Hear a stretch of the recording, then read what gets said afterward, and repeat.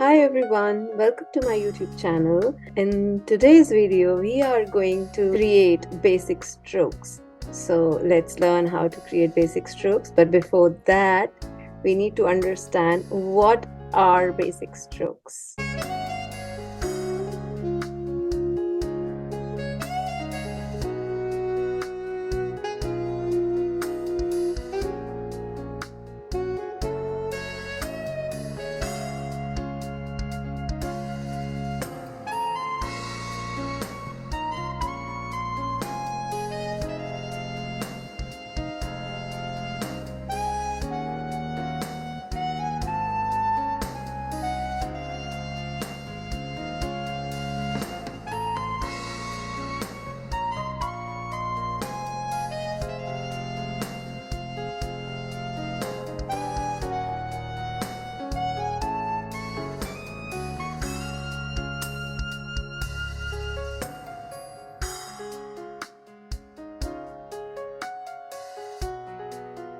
Basic strokes in calligraphy are the strokes that are the foundation of calligraphy.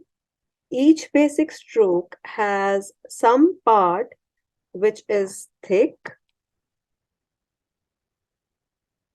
For example, here, in these strokes, some parts are thick and there are some parts that will be thin. So these are thin, this is thin, again thin. So these are all thick. There are thick parts as well as thin parts in that stroke.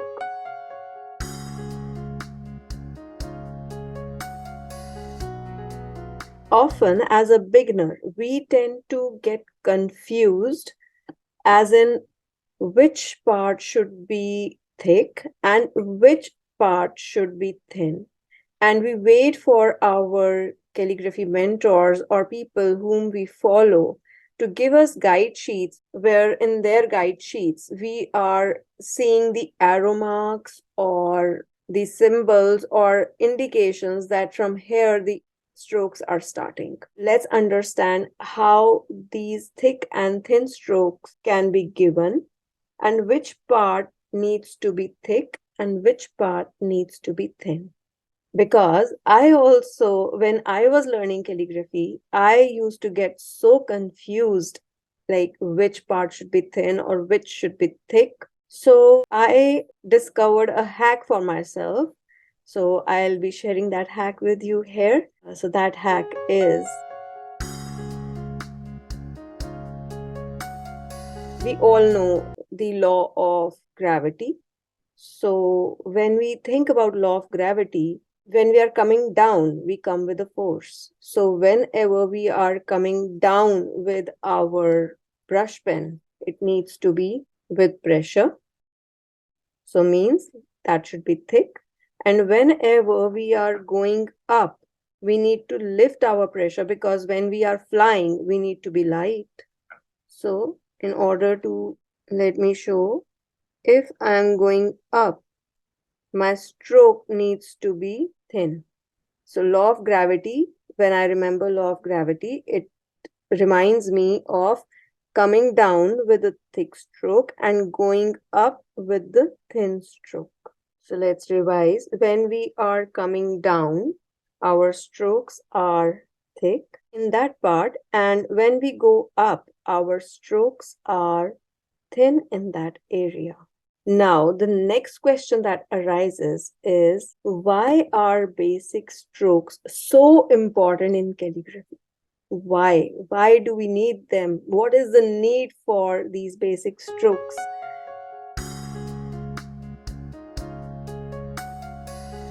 In calligraphy, we are doing English alphabet, and each letter is made of a combination of certain strokes that are common in creating letters. So that's why we call them the basic calligraphy strokes, because these these strokes are common in the English alphabet. All the letters are made out of these strokes. Some combination of these strokes are required to create those letters. And now next question is, how many strokes are there in the basic calligraphy? So there are varied views.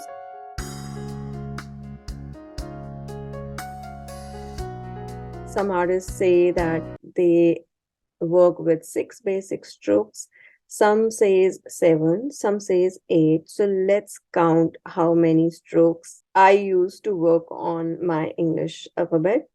So 1 is this, 2nd is this, 3rd, 4th, 5th, 6th, 7th, 8th, 9. So there are 9 when I'm working.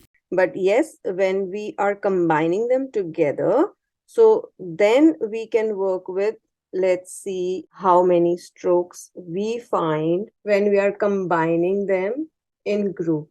Let me grab my pencil. This is 1. Then another one is this, 2nd.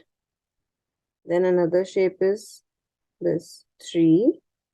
So let me explain the shapes as well. So this is underturn. It looks like a U. This is overturn. This is upside down of this U. And then there is a compound curve. That is third shape. And then it is, when you see, it is a combination of overturn and underturn. So we'll see how to create these. Then fourth shape is this oval. So let me write that side by side. Oval, compound curve. Then this is overturn. This is underturn.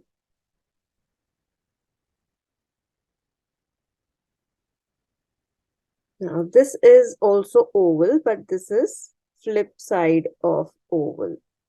So this is reverse oval.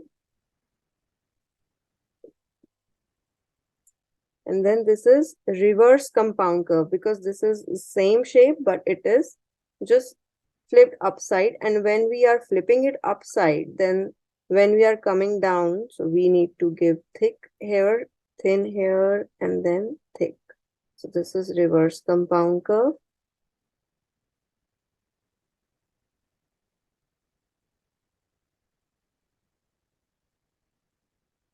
Then these are ascending stem loops.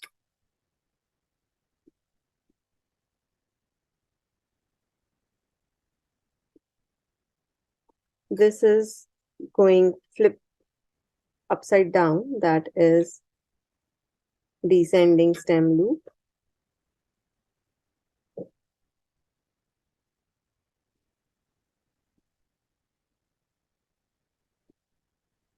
This is entrance stroke.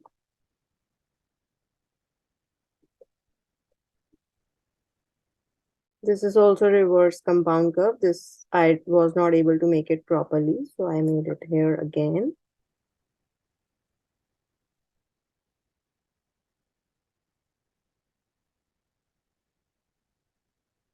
And these are downward strokes and upward strokes.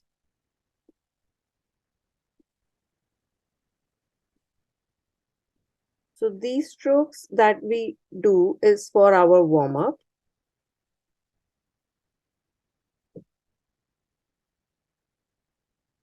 So now let's see that these two, some people, they combine these two together. So this is also under third, this thing, that this is the third part. Then fourth is oval, and this is also considered under the same oval category. And then ascending stem loop and descending stem loop, they combine them together as one category as stem loops. So this is fifth and this is sixth, that is entrance stroke. So that is how these 6 strokes are made. When some people say that we work with the 6 strokes, there are 6 basic strokes. So they are combining these 2 strokes in one category. They are putting that in one category, and these are separate. This is separate. This counts with this, and oval and reverse oval, they count under one category. And then ascending stem loop and descending stem loop in one category, and entrance stroke. So in all, we have 6 strokes. One is underturn, overturn, then compound curves, whether it is regular compound curve or reverse compound curve. Then is oval, both normal oval and reverse oval. And then there are ascending stem loop and descending stem loop. We put them under stem loops category. And then there is entrance stroke. So basically there are 6 strokes, but I divide them separately. So for me, there are 9 strokes. 1, 2, 3, 4, 5, 6, 7, 8, 9. So if we say that there are 6 strokes, if we say there are 8 strokes, If we say there are 9 strokes, so it's all right and all are right. No one particular person is right and no one is wrong. So we all have our different viewpoints and hence we work accordingly. So now we have understood the basic strokes that are there in our calligraphy in English alphabet. So now let's understand that how these basic strokes are made.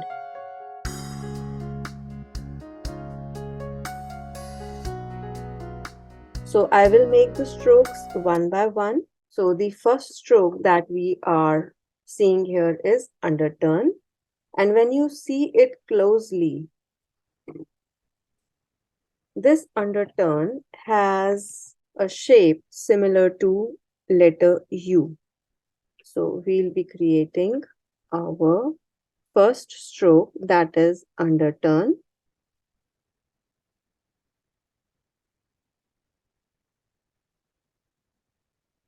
So there is thick stroke here, and when we are coming down, and by the time we are reaching this halfway, then we are planning to taper it and make it thinner, and at this point it is almost a single 1 point and then going up thin. So this is how the first stroke, that is underturn, is made. So we'll write underturn.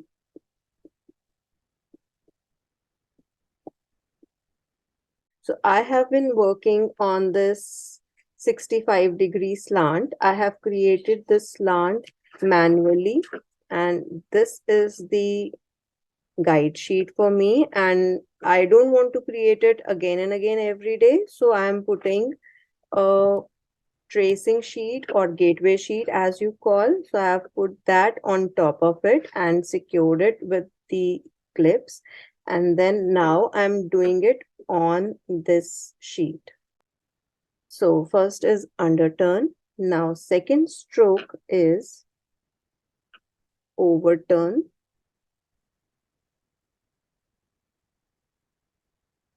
Overturn, as I told, that overturn is just the upside down of letter U. That is overturn. 1. This is 2. Now let's see how the compound curve is made. So when we see compound curve here, so we are seeing the shape that is similar to overturn, and then there is some part that is similar to underturn. So let's see how it is made. So when we are seeing the underturn, there is a transition happening once here and when it reaches to a single point, it goes in the same way up across, and same way is flipping. When we are going up, it is getting the same thin stroke. When we are going up, remember the law of gravity. And then when we are coming down, so we need to give transition here, and by the time it's coming to this second line, then full pressure till here, means from here to here it's the same pressure, and from here it is coming down across, and then from here the stroke is getting thicker and thicker, and here it is the maximum thickness from this to this point. So from this to this point, maximum thickness.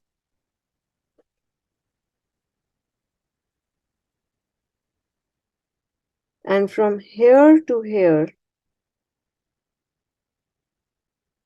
this is maximum thickness. And here the transition is happening. This is the area of transition.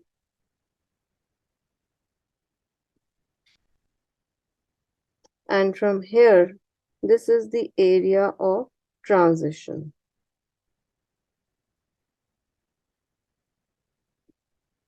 So for this, we are starting from here and we are coming down, and then we are going up, across, and stopping it here at this point. So we are starting from this point and we are ending at this point, and then here the transition is happening. Similarly, for this overturn, we are starting from here. So when we are going up, it is going to give us thin stroke, and from here to here, the transition starts, and then at this point, it is getting thicker, and this is the maximum thickness area. I hope this is very clear to you. Now next, let's see the third stroke, that is compound curve. So we'll make one compound curve. So this is regular compound curve, thin. When we are going down, thick. Here the transition is happening again. So again, thin. So when we are seeing, our stroke needs to be having equal thickness all over, like this. So I'm making reverse compound curve as well.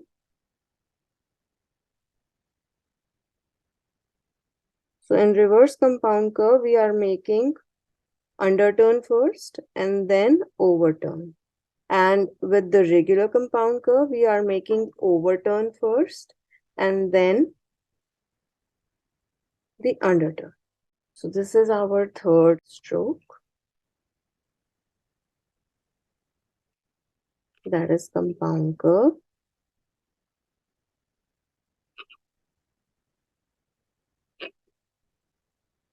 So here it is starting.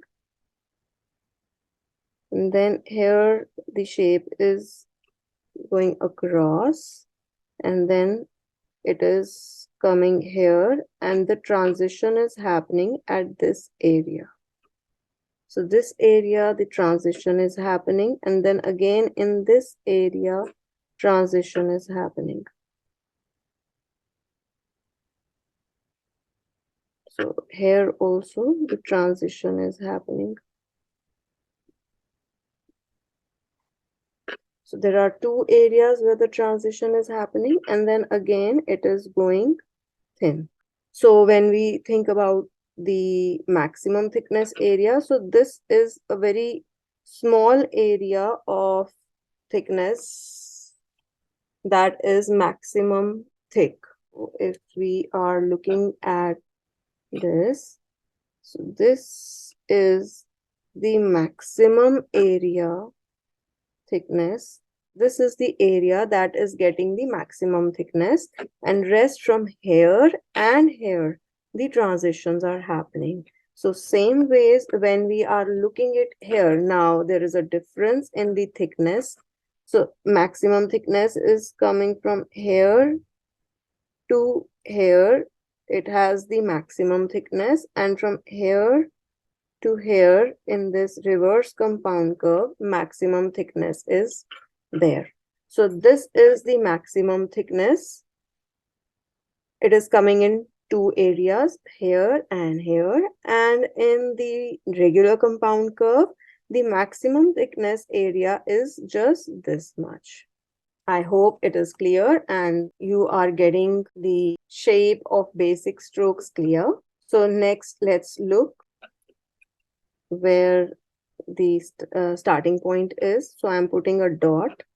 it is coming from here, going here, and then curving, and then going here, and then it is happening here, the transition that is there from here, and then again when it is coming here, the curve is happening here, and till this point it is following the slant, and from here it is changing the direction here, and it is taking another curve and coming back down till this point. So this is the point of transition, and this is the point of transition. So now let's go to another next basic stroke, that is oval. So oval, we are making oval as we are starting from here. We are starting with a point, and then we are stopping here because we are making a point here. But when we are making oval, we need to go in one single stroke. We are not supposed to stop in between when we are creating ovals. So I am making it again to show you how. So this is how the oval is made. And some people, I also make, sometimes I make like this and sometimes I make like this.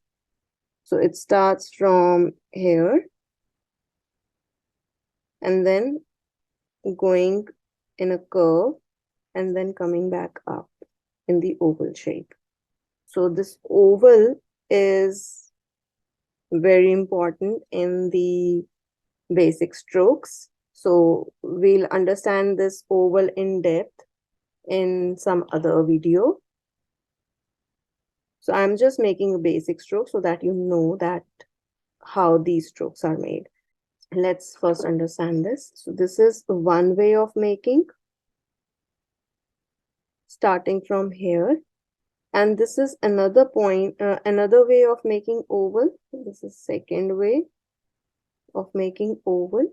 So this is starting from here and going like this, and transitions are happening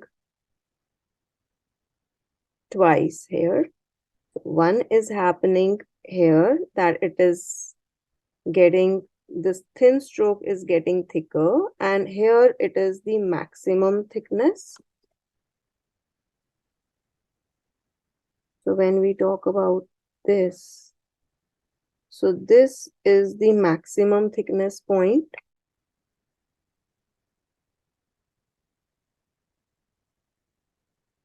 So this is maximum thickness point, be it here or here. This is maximum thick. And now when we are talking about the transition, so first transition is happening here, that it is starting with the point and then gradually increasing its thickness. First point is here for the transition, and the other one is it is tapering down again back to this single point and then going back up to meet this point in the oval shape. So transition is happening one, this is first transition, and this is again another transition. When we are making reverse oval,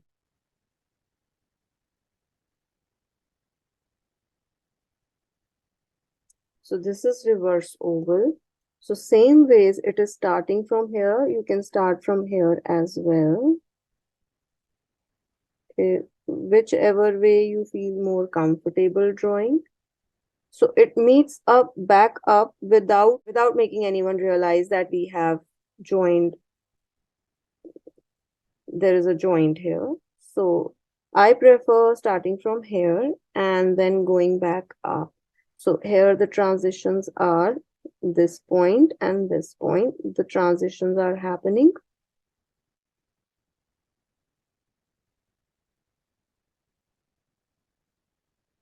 And here this maximum thickness is there. This point has maximum thickness.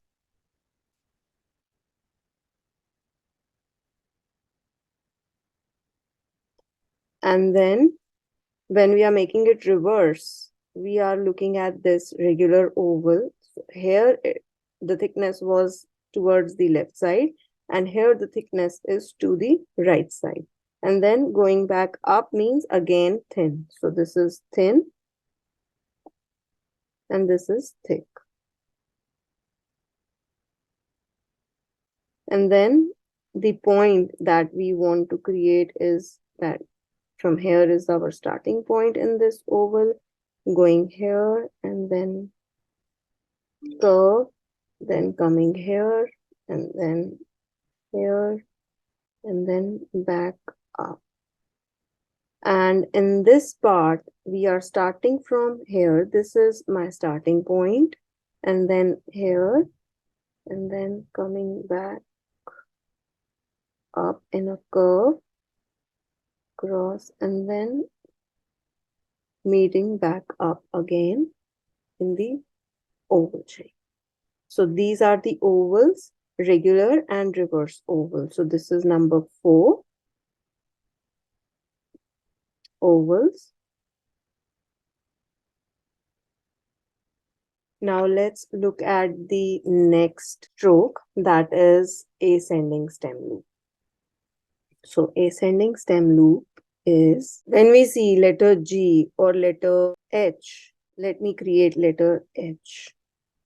So if I am making letter H, let's say I'm writing hi. So in this letter H, so this is taking this much space and this is taking double the space. So ascending loops take one portion for its loop and then the stem portion. So we are taking just the double of what we are taking. Here we are taking 2 unit space, 1 unit and 1 unit. And here we are taking 2 unit space and 2 unit space. Means if we are taking 2 units of this, we need to take double of it, that is 4 units. This is, if we are dividing this into units, each line, the distance between the 2 lines is 1 unit. If we are taking, so 1 unit, 1 unit, 1 unit, 1 unit. So there are 4 units in here, and here this is 1 unit and this is 1 unit. Means it is taking 2 units space. If I'm taking the large tip brush pen, this is my large tip brush pen. If I'm taking this, I am taking just the 2 unit space. And for my ascending stem loop, I am taking just the double of that 2 unit, that is 4 unit space. So in all, I am taking 4 units. When we are looking at our ascending stem loop or descending, for example, I'm writing go. So in G, I will be writing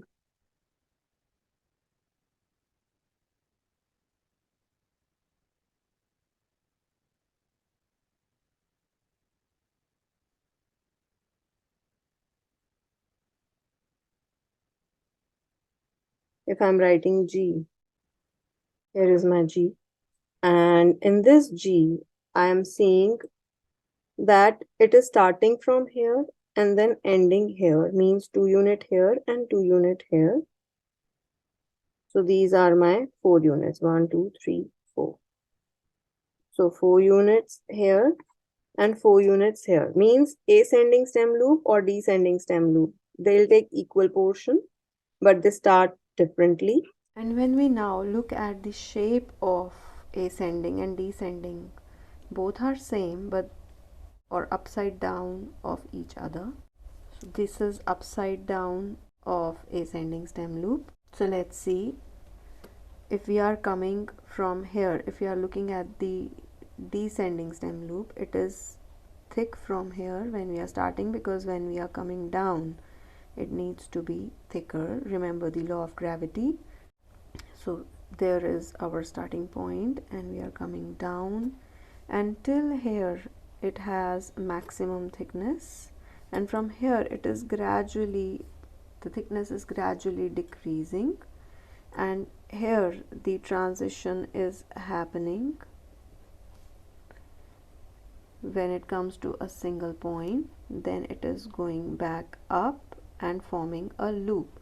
So it is a teardrop shape loop that is happening on both both ascending and descending. So when we are considering ascending stem loop, it is starting from this point and going up, and then curving and coming across, and then touching that loop point where we started, and then coming back down here. So when we are making ascending stem loop, we are going to make it like this. So we are starting from here, and then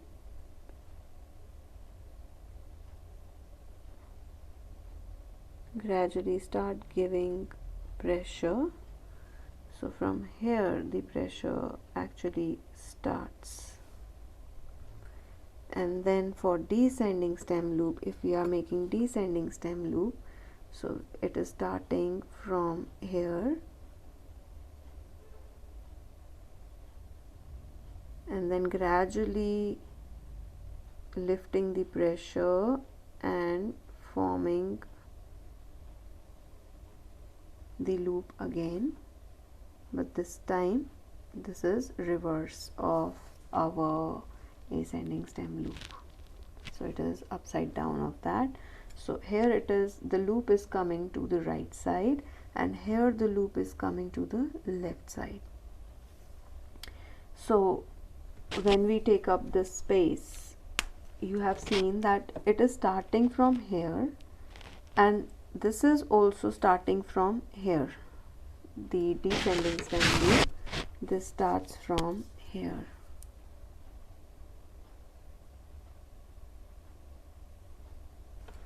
So if it is starting from here, means it is starting from the same point, but it is going up, and this is going down. And when we are looking at this, all this point, like all these units that we are looking here, so this is what is called, if we are looking here, so this is called the x height.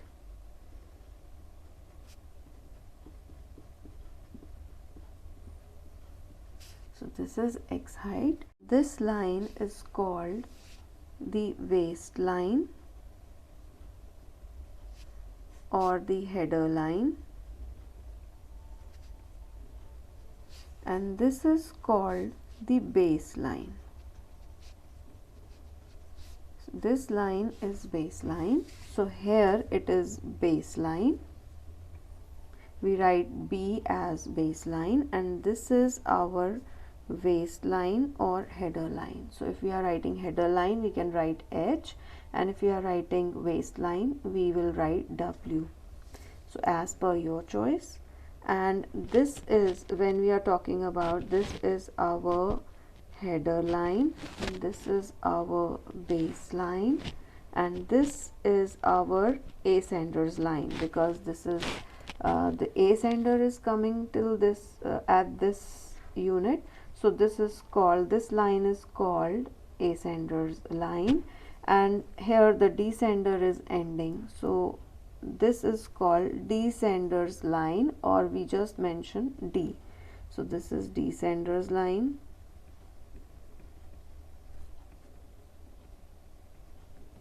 This is baseline. This is our header line. And here for this, we are taking this as our header line, baseline. This is our For this has become our ascender's line. When we are talking about this word or this letter, this is our base line, this is our header line, and this is our ascender's line. I hope these lines are clear with you. And now the last one is the entrance stroke, which is here. And now let's see how the entrance stroke is made.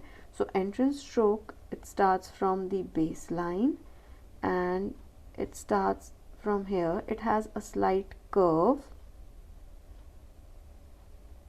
If you notice, it is coming from here and it is meeting this angle, the 65-degree angle that we have made.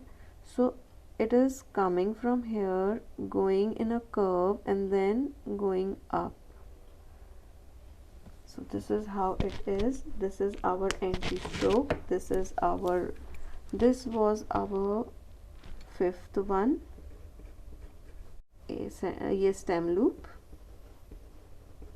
In stem loops we have ascending stem loop,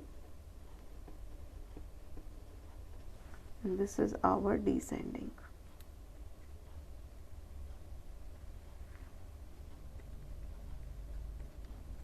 So we have two loops, ascending and descending stem loops in the stem loop category, and then we have entrance stroke. So this is the last stroke.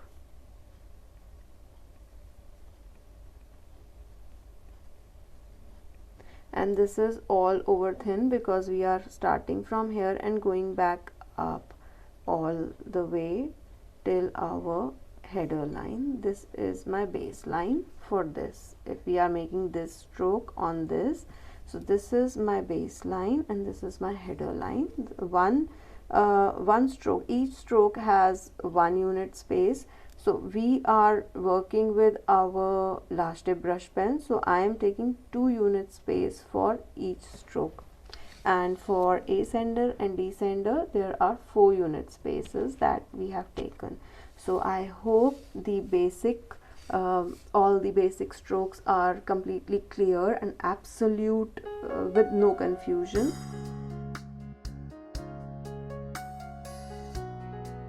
So let's recap. This is underturn, overturn, compound curve, ovals, stem loops, and then entry stroke. So these are all the basic strokes that we have done today, and I really hope that you enjoy this session of this basic strokes. If you like my video, please like and share it with your calligraphy friends. And if you are serious about learning calligraphy, I would love for you to join my Facebook group or Facebook community. The description section of this video has the link for that Facebook group. Click that link and join that community, and I will see you there. See you in my next video. Bye for now.